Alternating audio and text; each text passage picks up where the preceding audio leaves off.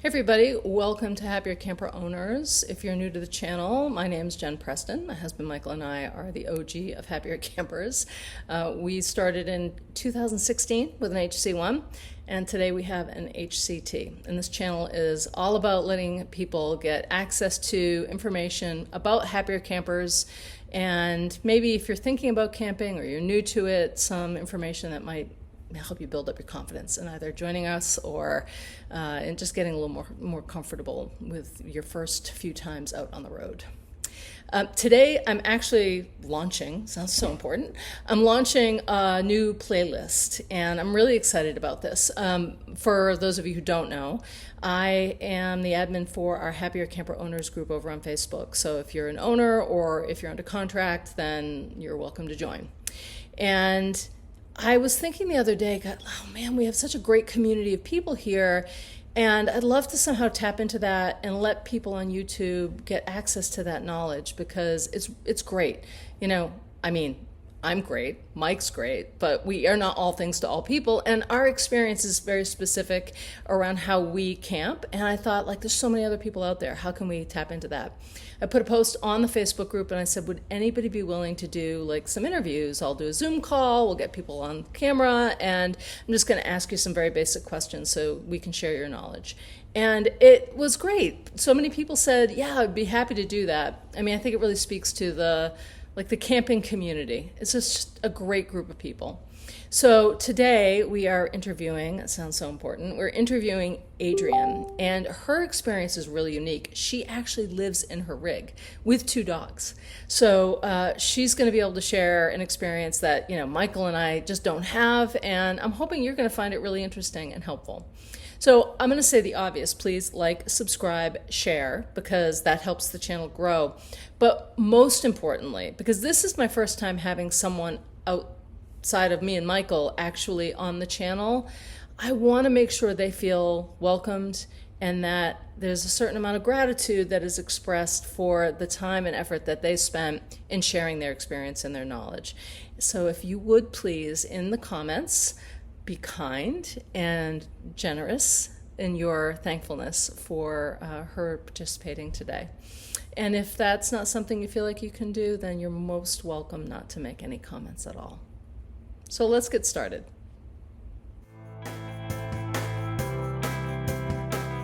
You got it. Okay. Thank you so much for doing this. Oh yeah, no problem. I really wanted to do it, and I was like, if I have to reschedule, I'm never going to catch up with her again. No problem. No, I really appreciate it. I've got my questions here on the side. I've got like multiple Okay. devices open. So this is Adrian, everybody. She is an owner of a Happier Camper HC1, I think, right? Yes, that's correct. Yeah. Okay. So I wanted to start with just telling folks like what kind of Happier Camper do you have?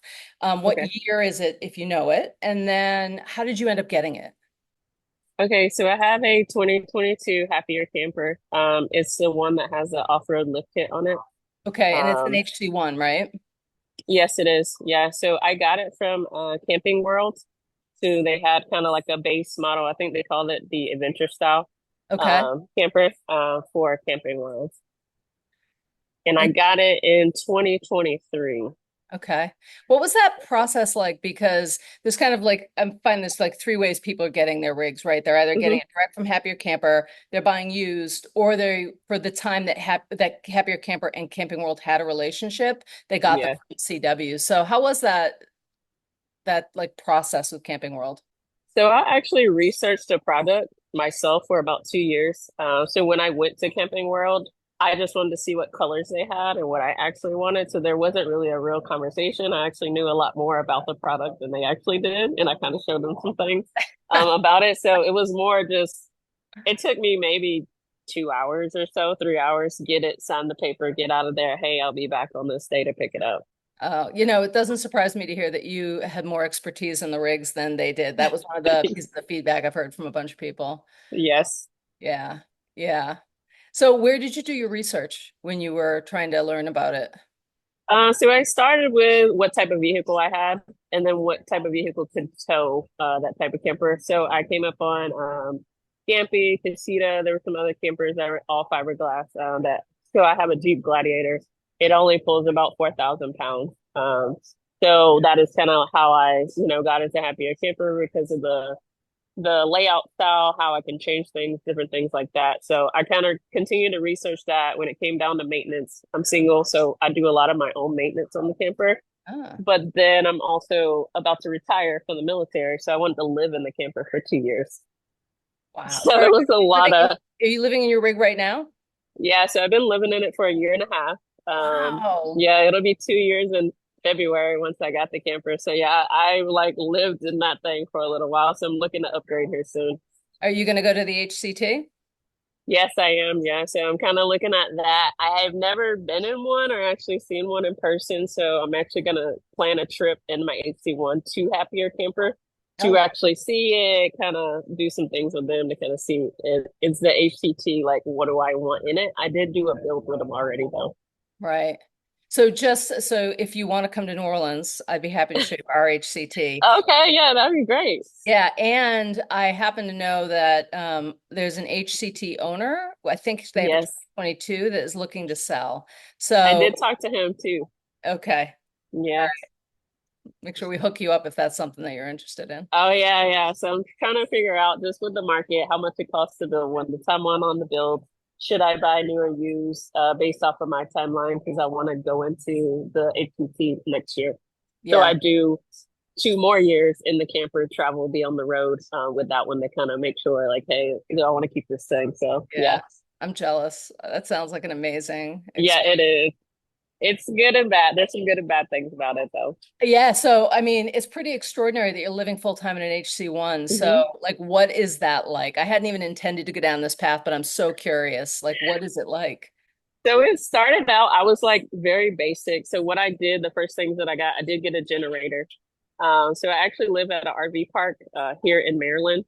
I live on the water. So I kind of have been through all seasons with the HC1. I got a generator in the event, the power goes out. I have 2 dogs. So I live with my 2 dogs, Barley and Porter. One's a Vizsla and one's a German Shorthair Pointer. So they live in the camper with me. Yes. Wow. That and then a refrigerator. So I purchased a portable like refrigerator fridge combo. Yep. I think it's Bouge RV. So Bouge RV. I used that for a while and then I ended up getting a mini fridge. So what I did, it's like a full size bed. I have the kitchenette up under the kitchenette, the mini fridge by Frigidaire is under there, and then I have some storage on the other side of the camper. So I know for sure I needed a some kind of refrigerator freezer type of thing. So instead of me using the portable all the time, Mhm. when I'm not traveling, I just use the mini fridge and the drawer fridge. When it comes to heating, I actually added the heating element to the AC myself. Oh, wow. Um, I did replace the fan with an AC. I didn't do that. Somebody did that for me, but they just dropped the AC in the same place that the fan was. Yeah. So those are the two like critical things that I had. And then when it comes to organization, with the cubes and the limited amount of space that I have, so I have all of my essentials in the camper. I have my food, my water. I do not hook up to water at the RV park. Okay. Just because it's kind of unstable. What they actually use is like a UV light filtration system. I Mm. don't feel like that's very reliable, just because it has failed. I have the dogs myself, so I actually fill up my water tank. I use it for brushing teeth, Yeah. washing my hands, and then the gray water bag. I use that all the time. That's kind of like what I use the gray water bag for that. And when it comes to like heat, I mean, I'm good with a space heater until it gets down to about 40, 35 degrees. And that's when I turn on the heating element inside of the Dometic AC that I have. So those are like kind of like the essentials. It's like heat and food Yeah. and Water. water Yeah. for me. So those are like the essential first things that I figured out in organization. I also have like a 12 by 12 shed on the property that I actually rent too. Oh, that's awesome. So So you have storage for, yeah, so when I leave and I'm like gone for multiple days, because sometimes with the military, I travel with my camper.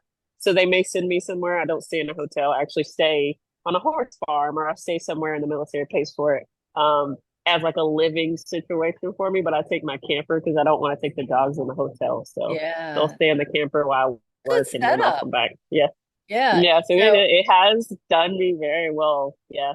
you're going to upgrade to the HCT and you're going to be like, I don't know what to do with all this room. It's going to feel so spacious. Yeah, that's why I'm excited about it.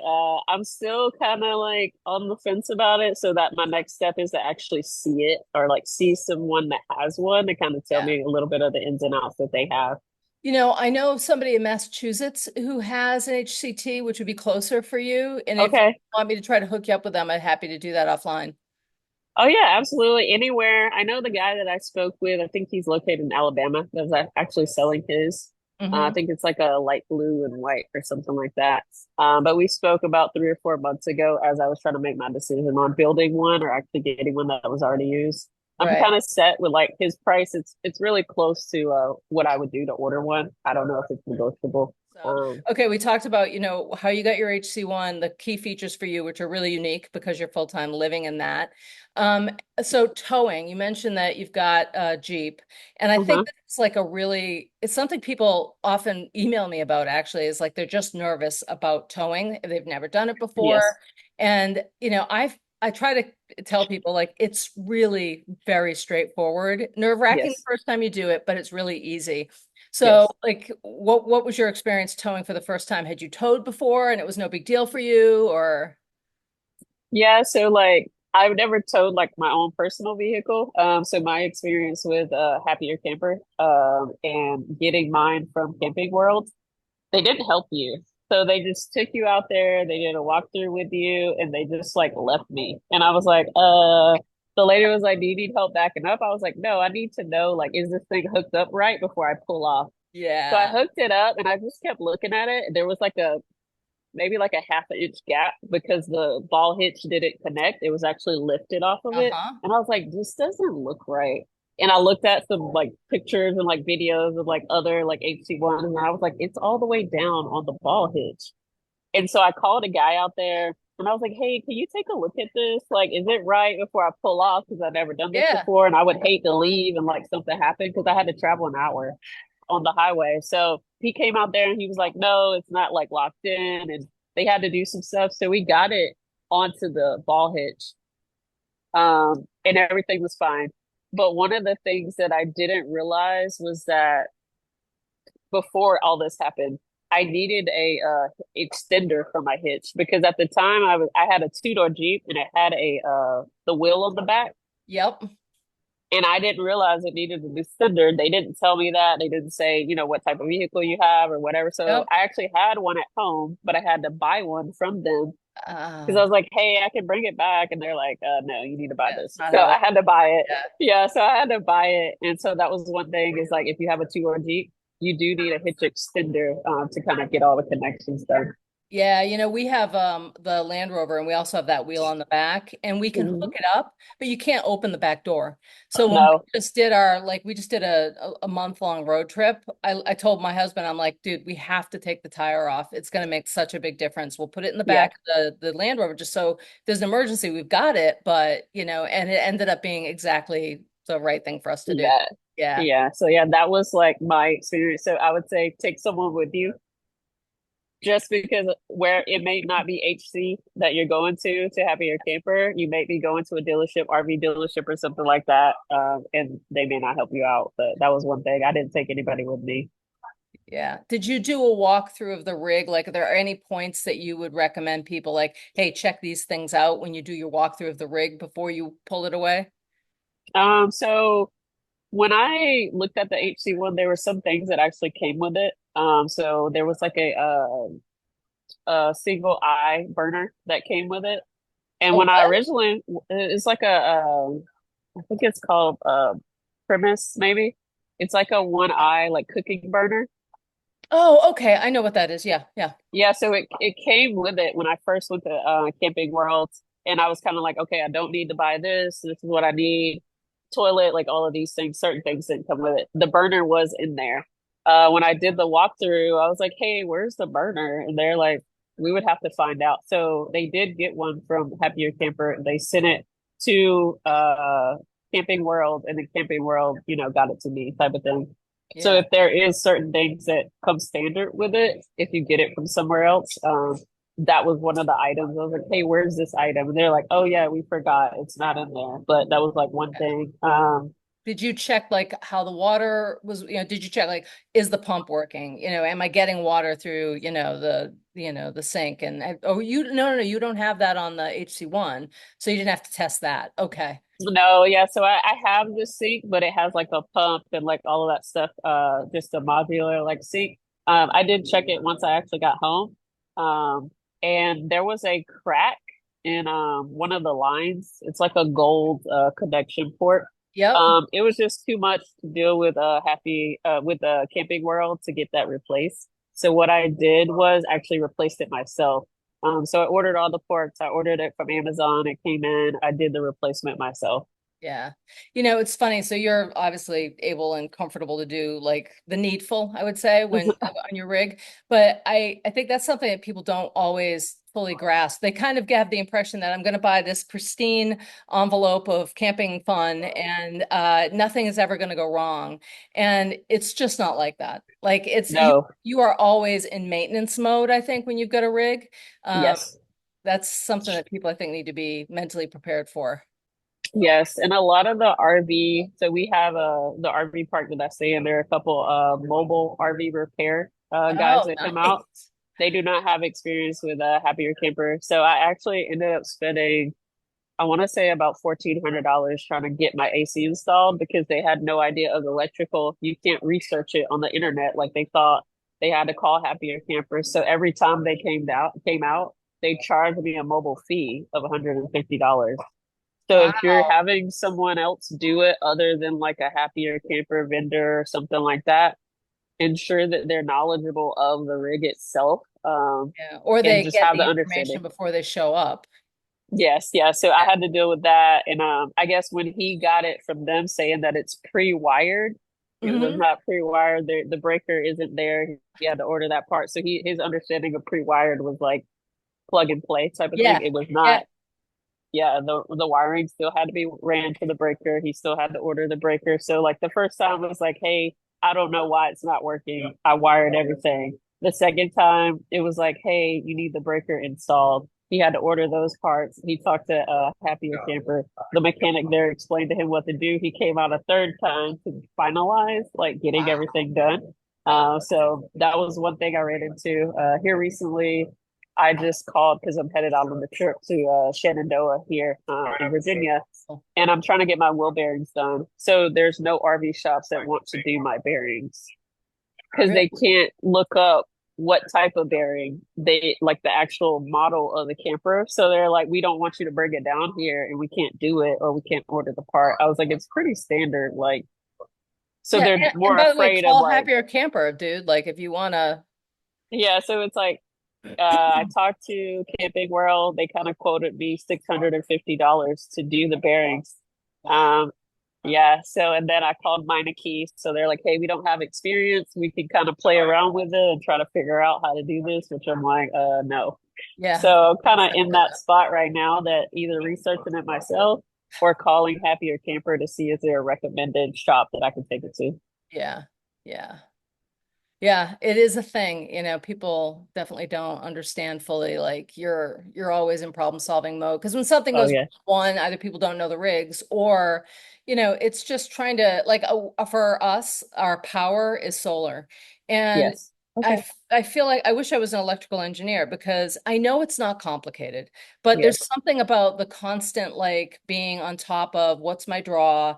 How sunny is it today? Am I parked under trees, right? It's always like a mix of things I'm always thinking about when it comes to just am I going to have power? And if you run out, Yes.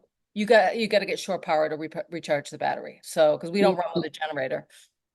Yeah, so I am on full time like shore power. I only unhook when I'm actually taking my camper camping. The last time I unhooked it was probably the beginning of July, 4th of Okay. July. I take it Yeah. somewhere. So it's normally on shore power.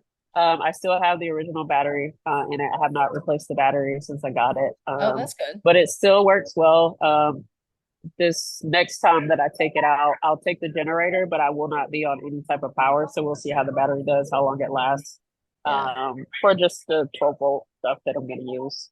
I think it's interesting, for one of the questions I have for people is like, what are the things, if you're buying a new rig, like what are the things that you think you absolutely should have? Your perspective is so unique, right? Because your must-haves are because Yeah. I'm living in it. I think Yes. that's really valuable. So, I think you ran through a lot of that up front, but is there anything you can think of that you would tell people like, look, if you want to live in your rig, here's what I think you need to make sure you get out of the gate. I think the toilet system is one of the things I did not consider that would be easier because I'm actually living on an RV spot. So there's no like, bath houses or anything like that that you can actually go to. So what I started out with is just your normal like collapsible toilet. And I was like, okay, this doesn't work. I went to a cassette toilet, which is the Dometic cassette toilet that I currently have right now. I'm looking at the dry flush toilet that Happier Camper offers. Would it be one that I buy used or would it be one that I actually purchase from Happier Camper just because of the look of it? Because I do have friends that come over. People kind of understand my living situation, but I don't want my toilet just, sitting on the floor type of thing. Yeah. So that's like my next either upgrade and wait, to get the HC1 that already has those things, or Yep. just go ahead and buy it now just because the cassette toilet, I mean, it's just, toilet stuff. Like, it's just the way that it is. I also looked at some of the other composting toilets. So I'm kind of interested in those. So I'm in the middle of if I'm going to do a composting or if I'm going to do the dry flush toilet, like upgrade at this point from the I'll tell you the cassette. thing about the dry flush is it's expensive to run Yeah. because those inserts, I would say the inserts are probably, I think they're like 35 bucks right now, and you only Hmm. get about 14 or 15 flushes. Yeah. So that's just something to think about. And then the other thing to consider is make sure if you're going to get it now for the HC1, the way that we had, because we had it originally with our HC1 and it was affixed to a panel. So you could drop it into that honeycomb, right? Okay. Yep. Hmm. But on the HCT, it's different. It's Okay. because the wet bath, it's actually a circular thing that drops into the mold. So just be Okay. aware that you want to make sure that whatever, if you do get it for the HC1, that it's going to convert over so you don't have to rebuy it for the HCT. Okay, okay. All right. Yeah. So that is like one thing. I just didn't, I was just like, I'm gonna get, this type of toilet. I was like, all right, this doesn't work. I'm gonna get this type of toilet. All right, this doesn't work. But now I've seen some of the other composting toilets that have came out. They're a little bit cheaper. Yeah. They're not as much as the dry flush. I can't remember the name of the brand. I think it's like a German brand. It just came out not too long ago. I can't remember the name of it, but they're running about maybe 500 or 600 bucks, Oh, depending on the size that you yeah. actually get. And they're not like a full composting. It's more or less like the bag system, and you kind of put sprinkle some kind of Yep. composting stuff, and it just separates the two items from each Yeah. other. So that, or go with the full dry flush Let me know toilet what you end system. up doing. I'll be curious Okay. to see if you go with that German model. I'd like to just hear feedback on, was it the right thing for you after you have a chance to live with it for a while? Yeah, absolutely. Yeah. So yeah, that is the next thing. I think that'll be the final thing. I'll probably do some changes to it. I am adding the fan back, so I'll cut the fan back in. We'll have somebody cut the fan back in until I make a decision. And then I'm gonna change out the wheel jack on the front um to more of a different style, and then the step. I cannot stand the bamboo step, so I Yeah. do a lot of repair on that thing just to make it look nice.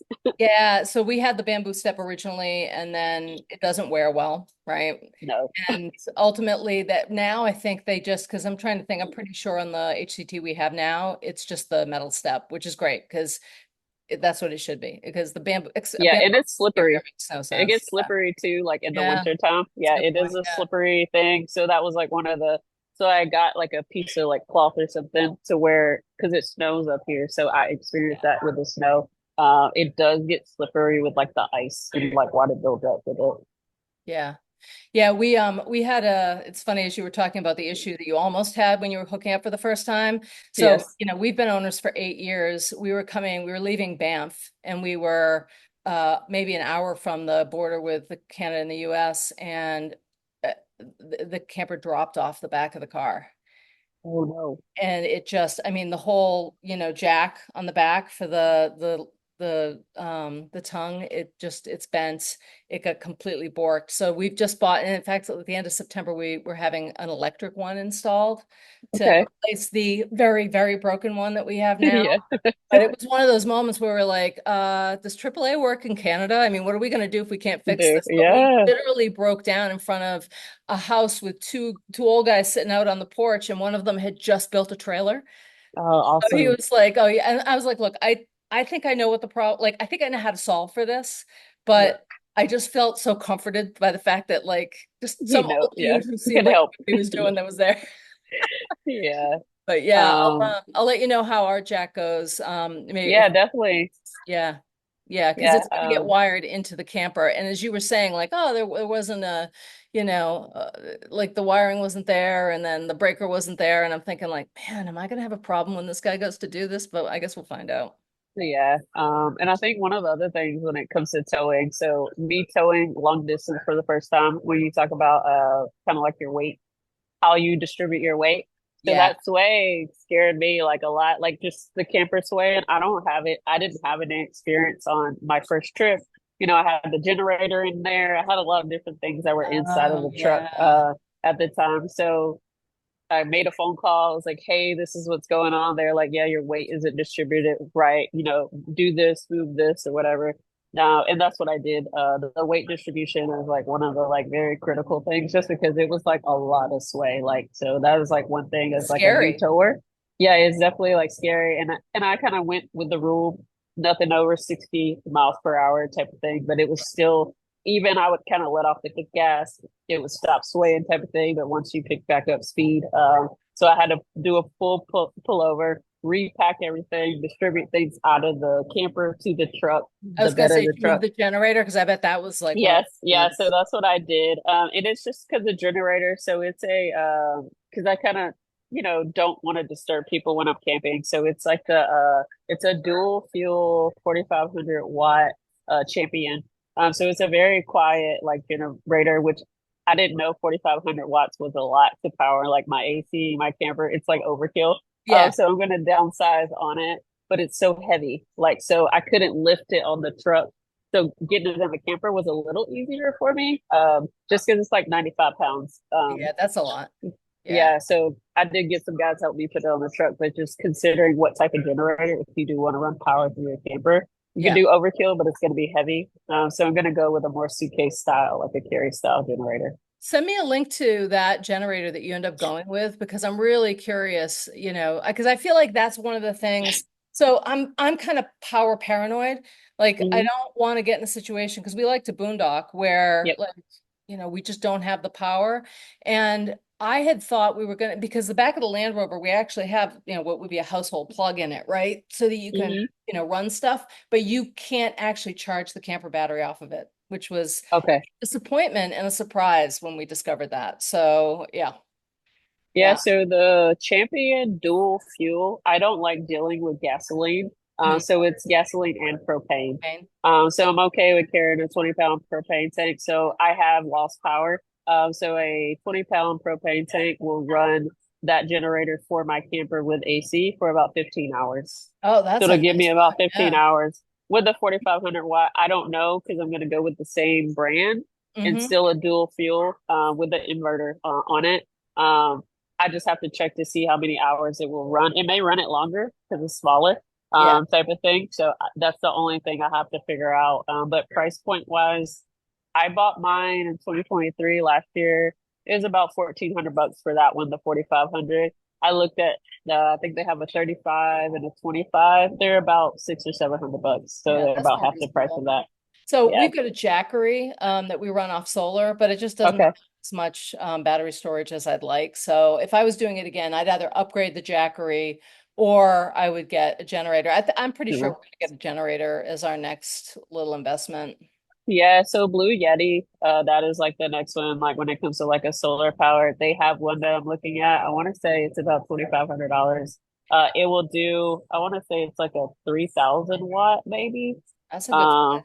yeah, so I was looking at the Blue Yeti one just because it's more solar powered one, that I could actually use. So that may either that or the Blue Yeti one, but Yeah. price point wise, it is like a major purchase for me. Yeah, I mean, it's the thing that I kind of use to rationalize it because we used to live in New England, but now we live down in New Orleans, and we live in the French Quarter. All our like wires or electrics are under the ground here, um, Hmm. but it doesn't mean we can't lose power. And so I just feel like having the solar power version of the battery, it Yes. just gives me one more kind of just a little bit of backup to Yes. what if scenarios. But yeah, yeah, Yeah. And that's what I'm worried about is like, what if I can't get to propane? Like, if I have a solar powered one, the sun is going to be there or some kind of, UV to actually power it to a yeah, certain point to keep it going. So that's why I'm kind of on the fence about buying the cheaper one yeah. that's propane versus, spending more money to get the solar power one. So my last question is really, a lot of people I think watch the YouTube channel to try to figure out like, is a Happier Camper the right thing for me? And so you obviously did a lot of research around ultralights and your towing capacity. Like you thought through all the things that people need to think through. Are there like three top tips that you would have for somebody if they were thinking like, is the Happier Camper right for me? How do I figure this out? Like, are there like just a couple of like tips that you can give people? I think like with a happier camper, I think it would be a right camper for a lot of people just based off of the lightweight ness of the happier camper. So I looked at smaller campers. That camper would have been so small for me to tow. My Jeep only tows 4,000 pounds. So size wise, that kind of gives me the extra tow capacity because the all fiberglass trailer. But then also I see like some of the other campers like in my neighborhood how they fall apart. Um, because they're not, the fiberglass or they're more airstream Yeah, type of trailer. So six you and do ten. have to take that, yeah, in consideration to include like my neighbors are on their roof, like redoing their roofs and stuff because of sun damage and all of that. I mean, you do have like the clear coating and stuff you have to maintain. But that is like you keeping it up over time. It's not to where the wear and tear of the sun, it's degrading the roof, but water damage, a lot of stuff like that. So the happier camper was good for me just based off the material and how it's actually built. And if you don't want to use it as a camper, you can use it to tow some or haul something. I don't know, furniture, animals, something like that. So I like that. That was like one of the things that made me want to get the happier camper. The price point is high, but you definitely get what you paid for, and I'm very satisfied with the product. So that is like one thing is just consider it will outlive a lot of the other campers when it comes to like wear and tear on it over time. Yeah. I think the resale value tends to be pretty good as well. I mean, I Yes. don't, and I'm not, again, like it comes back to like expectations. If you do a lot of research, you really kind of understand, what is the depreciation of a camper? What should I expect? And in the, within that framework, I think the happier campers, the fiberglass in general do really well. I looked at Yes. Scamps when I was first looking, and I like the fact that the HC had the double hull. I thought that was like something I really appreciated, and I didn't want rat fur on the walls of my camper, which is Yeah, and that was one thing because I don't like the way normal campers look. Like it's something about that box style or whatever. So I am a looks person. Like, so I did like the way the Stampy looked. I liked the way the happier camper. But when I went inside, I was like, what the heck is this? Like just the feel of it, the look of it, it doesn't look like friendly. You may have to get somebody to remodel, which also adds weight to it. There's just a lot of things yeah. with Skippy that I didn't like that I probably could change, but I can't do the work, so I would have had to pay somebody to do it. Yeah, I mean, I really feel like there's low friction in getting a happier camper, right? People who are interested in these rigs, they're easy to just hook it up to your car and go. Like chances are Yeah. you don't even need to change your tow vehicle. I mean, we pulled our HC1 with a Fiat 500X. I mean, Yeah. we went up the Cabot Trail, man, that little car was working. Going. Yeah. So when I had my two-door Jeep, that was why I changed it out because I haul a lot of stuff because of the way that I'm going to camp. I live in it full time. And Yeah, it can be pulled with a two-door Jeep, but you're definitely doing the bare minimum. The two-door Jeep pulls about 2,100 pounds, if that. So it was really like stressing the Jeep out and it wasn't safe. So that was one of the things is like, if you're going to tow it, just make sure you have that back off with the weight yeah, of what your vehicle can tow because it could be dangerous for you or somebody else on the road. So that yeah, was why I upgraded my car for that yeah. reason. Yeah. I read a horror story about somebody who they bought, I don't know, it wasn't a fifth wheel, but it was a really big trailer. And they went to tow it and they like I don't know, they had like a station wagon or something, right? Yeah, probably It rip the just, axle off. yeah, they were like, oh shit, now I need a new tow vehicle. Like that's an Yeah, expense they hadn't considered. So yeah, yeah, yeah. yeah. Well, this is so helpful. Thank you so Oh much for yeah, yeah. Anytime. Yeah, just let me know. I think one of the other things, so right now with the military, we can do an internship program. So my plan is to reach out to Happier Camper and see if I can intern with them for 6 months. So this is a part of my whole that's retirement cool. and everything. The military will still pay me. Happier Camper does not have to pay me. So I'll kind of travel there, do my 6 month internship if they agree to allow Yep. me to come to their facility, to kind of learn a little bit more about the camper. And then my next 2 year adventure with my HCT, once it's done, hopefully I'm pulling off of, the lot after 6 months of experience with the HCT. So Wow, that's yeah, a fantastic plan. yeah. So that's kind of like my what is actually going to happen. So I do have an Instagram page, so I do post stuff on there, and I do tag a happier camper in it too. Just some Well, of the stuff that I do. yeah, tell me what your Insta handle is because I'd love to be able to make sure folks can follow you from this video. Okay, yeah. So it's so I'm a big bourbon person. So it's called Madam Bourbon. Okay. So yeah, that is my Instagram handle. So Madam Bourbon. Cool. I We'll want to say add you. it's. Let me make sure I get the right one to use. So yeah, it's Madam underscore Bourbon. All right. Okay. Well, you'll see a follow soon from us. Okay, all right. Well, thank you so much. Thank you. Take care. You too. Thank you, Adrian. I really appreciate you having come on the channel. Folks, please make sure that you check out Madam underscore Bourbon on Instagram. Give her a follow. I can't wait to see what her adventures are going to be. And as always, please like and subscribe. And I hope we get to see y'all out camping soon.